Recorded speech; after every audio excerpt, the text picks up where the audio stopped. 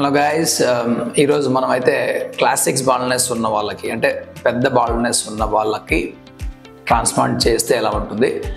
బేసిక్గా వాళ్ళకి కొద్దిగా అనుమానాలు ఉంటాయి, మనకు ట్రాన్స్ప్లాంటేషన్ చేసుకోవచ్చా లేదా అని. అట్లాంటి కేసు ఒకటి ప్రాక్టికల్గా చేసి చూపించి మనకు రిజల్ట్స్ వచ్చిన తర్వాత వీడియో తీస్తే బాగుంటుందని ఈ వీడియో చేశాను. ఒకవేళ మీరు క్లాసిక్స్ బాల్నెస్ ఉన్న వాళ్ళు ఈ ట్రాన్స్ప్లాంట్ చేసుకోవాలంటే తీసుకోవాల్సిన జాగ్రత్తలు ఏంటి అనేది ఈ వీడియోలో నేను చర్చించాను. సో వీడియో అయితే లాస్ట్ వరకు చూడండి, మీకు ఐడియా అయితే వస్తుంది దాని మీద.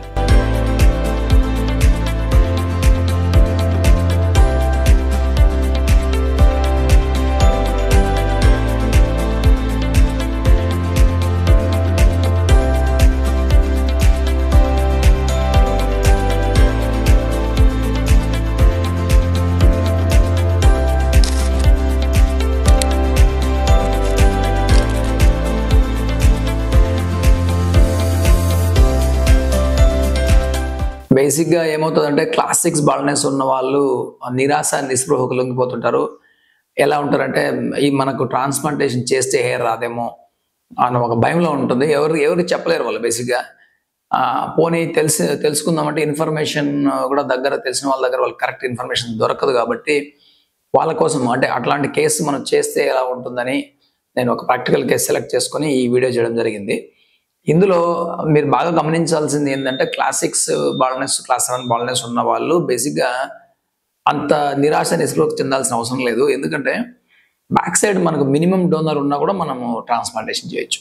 అయితే ఈ పేషెంట్లో అయితే బెస్ట్ డోనర్ ఉంది, అది కొంచెం మనం పక్కన పెడితే యావరేజ్ డోనర్ ఉన్నా కూడా మీకు multiple sessions 1-2 sessions even 3 sessions కూడా చేసుకొని డెఫినెట్గా ఫార్ బెటర్ రిజల్ట్స్ తీసుకురావచ్చు.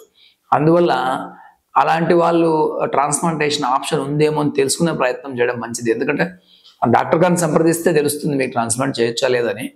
అట్లాంటి వాళ్ళు ట్రాన్స్ప్లాంట్ 1 or 2 సెషన్స్ చేసుకుంటే వాళ్ళకి మళ్ళీ పునర్జన్మ వచ్చినట్టే. ఎందుకంటే చాలా యంగ్ అయిపోతారు, చాలా హ్యాపీగా కనపడతారు, వాళ్ళ కాన్ఫిడెన్స్ లెవెల్ పెరుగుతాయి. అదేవిధంగా ఇలాంటి వాళ్ళు నేను చాలా మందిని చూసింది ఏంటంటే ట్రాన్స్ప్లాంట్ 1-2 సెషన్ చేసుకున్న తర్వాత వాళ్ళ ఫిట్నెస్ కూడా బాగా మెయింటైన్ చేయగలిగారు, వెయిట్ లాస్ అయ్యారు. ఇదంతా కాన్ఫిడెన్స్ వల్ల జరుగుతుంది. అందువల్ల చాలామంది మనలో ఇట్లా క్లాస్ 7 బాల్నెస్ ఉన్న వాళ్ళు ట్రాన్స్ప్లాంట్ నాకు అవ్వదేమో అని చెప్పేసి వాళ్ళే థింక్ చేసుకొని కన్సల్టేషన్ కూడా పోరండి. అలాంటి వాళ్ళు ఒకసారి కన్సల్టేషన్ ప్రయత్నం చేయొచ్చు. మీకు ట్రాన్స్ప్లాంట్ చేయొచ్చు అనుకుంటే అప్పుడు మీ డాక్టర్ గారు మేము చూసి మీకు సలహా ఇవ్వగలము. అలాంటి ఒక పేషెంట్ నేను ఇక్కడ చూపించడం జరిగింది.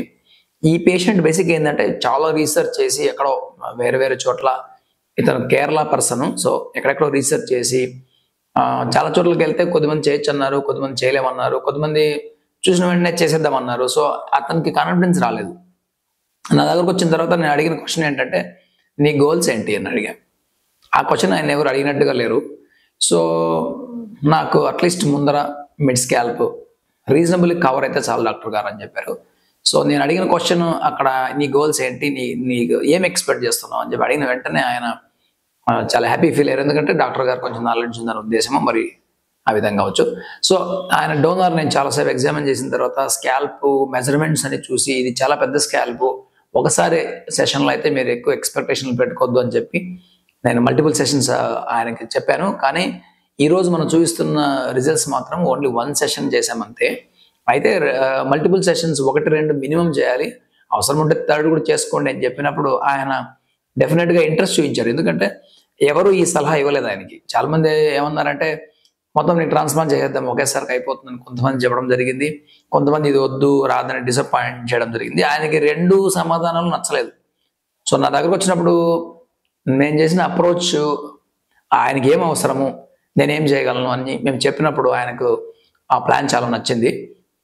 అయితే క్లాసిక్స్ బాల్నెస్ ఉన్న వాళ్ళు తీసుకోవాల్సిన జాగ్రత్తలు ఏంటి అంటే మంచి సర్జన్ దగ్గర డెఫినెట్గా వెళ్ళాలి. ఎందుకంటే అది పెద్ద మ్యారథాన్ లాంటి వర్క్, ఒక సెషన్లో అవ్వదు.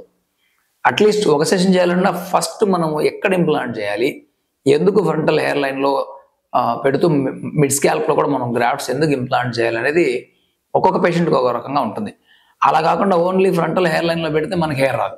ఆయనకి మనం ఫ్రంట్ హెయిర్ లైన్లో పెట్టాము, మిడ్ స్కాల్ప్లో పెట్టాము, లెఫ్ట్ నుంచి రైట్ దూతున్నాడు, బ్యాక్ కూడా దూతున్నాడు. కాబట్టి ఆ 2 విధాలు దూకున్నా కూడా ఆయనకి న్యాచురల్గా వచ్చేటట్టు మనం ప్లాన్ చేసాం. మీరు గమనించినట్లయితే ఒక్క సెషన్లోనే మనకు అరౌండ్ 3560 గ్రాఫ్స్ అనుకుంటాను అప్రాక్సిమేట్గా. ఒక్క సెషన్లోనే 8 months తర్వాత మీరు గమనిస్తే ఆయన రిజల్ట్స్ చాలా బ్యూటిఫుల్గా వచ్చాయి. ఇక్కడ మనం చూస్తున్న రిజల్ట్స్ ఫస్ట్ సెషన్ మాత్రమే. సో ఫస్ట్ సెషన్లో ఇంత రిజల్ట్స్ తీసుకురాగలిగితే సెకండ్ సెషన్ మనం క్రౌన్లోను మళ్ళీ డెన్సిటీ యాడ్ చేసుకుంటే ఆయనకి హెడ్ ఫుల్ ఆఫ్ హెయిర్ వస్తుంది. అందువల్ల ఇక్కడ ముఖ్యమైన గమనించాల్సిన విషయం ఏంటంటే ఒక సెషన్లోనే రిమార్కబుల్ చేంజ్ రావడం వలన ఆయన సెకండ్ సెషన్కి ఇంట్రెస్ట్ చూపిస్తారు. ఎందుకంటే ఫస్ట్ సెషన్ రిజల్ట్స్ బాగా కనపడింది, విజువల్ అపియరెన్స్ చూసిన వాళ్ళంతా బాగుంది అంటున్నారు. కాబట్టి అట్లాంటి ప్లాన్ అనేది ఇంపార్టెంట్. ఊరినే మనం 3500 గ్రాఫ్లు పెడితే హెయిర్ రాదు. ఆయనకి ఏ విధంగా యాంగులేషన్స్ కావచ్చు, ఓరియంటేషన్ కావచ్చు, డిజైన్ ప్లాన్ చాలా important, execution of the plan చాలా ఇంపార్టెంట్. అందువల్ల క్లాసిక్స్ బాల్నెస్ ఉన్న వాళ్ళు చేయాల్సిన మొదటి పని ఏంటంటే బెస్ట్ సర్జన్ దగ్గరికి వెళ్ళాలి. ఎందుకంటే ఒకే రోజులో అయిపోతుందని చాలా మంది ల్యూర్ చేస్తారు. మీకు 6000 10,000 గ్రాఫ్స్ పెట్టేస్తాము అని చెప్తే వాళ్ళు ఏ విధంగా కంపేర్ చేస్తారంటే వేరే చోట 3500 చెప్పారు, వీళ్ళేమో 6000 చెప్పారు కదా, వీళ్ళ దగ్గర చేసుకుందాం అని చెప్పి పప్పులో కాల్ పెట్టిన వాళ్ళు చాలా మంది ఉన్నారు. మనకు 3500 పెట్టామా 6000 పెట్టామా అనవసరం, గ్రోత్ వచ్చిందా లేదా అనేది చాలా ఇంపార్టెంట్. సో వాళ్ళు చేసిన మొదటి ముఖ్యమైన పని ఏంటంటే బెస్ట్ సర్జన్నే కలవాలి ఫస్ట్ ఆఫ్ ఆల్. రెండవది ఊరినే ప్రామిస్ చేసే వాళ్ళ దగ్గర పోతే వేస్ట్. మీకు ప్రాక్టికల్గా మీ నీడ్స్కి తగినట్టుగా వాళ్ళు కస్టమైజ్ డిజైన్ చేసి మీకు రిజల్ట్స్ తెచ్చిచ్చే అవకాశం ఉందా లేదా, అదేవిధంగా అటువంటి కేసులు కొన్ని వందల కేసులు మీకు చూపించగలరా లేదా వాళ్ళు, కొన్ని వీడియోస్ కావచ్చు, ఫొటోస్ కావచ్చు. అటువంటి క్లినిక్ మీరు వెళ్తే గ్యారెంటీగా మీకు రిజల్ట్స్ అయితే బాగా వస్తుంది. ఇప్పుడు ఇతనికి బ్యాక్ సైడ్ డోనర్ ఇంకా 2 times తీయచ్చు మనం. అతనికి 2 times చేస్తే మనము బ్యూటిఫుల్ హెయిర్ తీసుకురావచ్చు. కాబట్టి మోరల్ ఆఫ్ ది స్టోరీ ఏంటంటే క్లాసిక్స్ క్లాస్ 7 బాల్నెస్ ఉన్న వాళ్ళు ఎటువంటి ప్రయత్నము చేయకుండా, అంటే నాకు 45 years వచ్చేసింది నాకు ఎందుకు హెయిర్ కానీ మనసులో ఉంటుంది, హెయిర్ ట్రాన్స్ప్లాంట్ కుదురుతుందేమో మనసులో ఉంటుంది. కానీ వాళ్ళు వద్దులే ఎందుకు 45 years అవ ఉంది కొంతమంది, లేకపోతే నాది ఎక్కువ బాల్నెస్ నాకు డోనర్ లేదు, వాళ్ళు ఊహించుకుంటారు.